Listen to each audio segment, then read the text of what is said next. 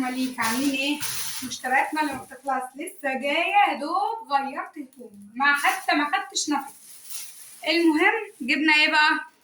ده كله كنت في الزقازيق، كنت بجيب اللي هي العلب ديت، العلب بتاعت اللي هي الكب كيك، اللي هي العلبه بالغطا، علبه كده هي بالغطا بتاعها كده. واللي شاطر يقول لي انا هعمل بيهم ايه. وجبت طبعا دستتين من المعالق اللي هي الصغيره خالص ديت، تمام. جبت دستتين وجبت ايه تاني؟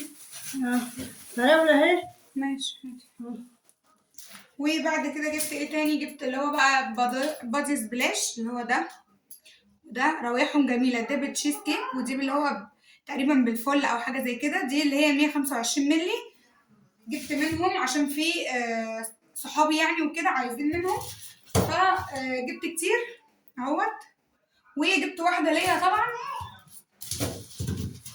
دي اساسي، انا طماعه. تاني حاجه بقى جبتها نص دقيق بالفانيليا، اللي هو بتاع الملون ده اسمه في مش عارفه ايه كده، ما علينا. وجبت كريم شانتيه، جبت باودر، وجبت لبن. والشاطر بقى او الشاطره اللي تقول لي انا هعمل ايه في الكومنتات، تمام. وجبت اللي هو الشربات، تمام، بس فتحته خدت منه شويه.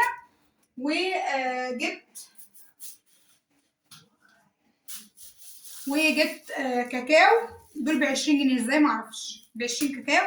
وجبت اللي هم بتوع الصوصات دول.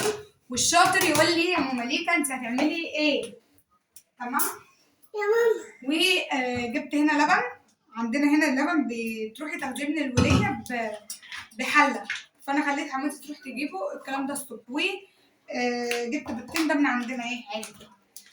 ويلا قولوا لي كده انا هعمل ايه بيهم، يلا بسرعه مستنيه الكومنتات بتاعتكم، شوفوا لي قولوا لي انا هعمل ايه بيهم يا ام مليكه.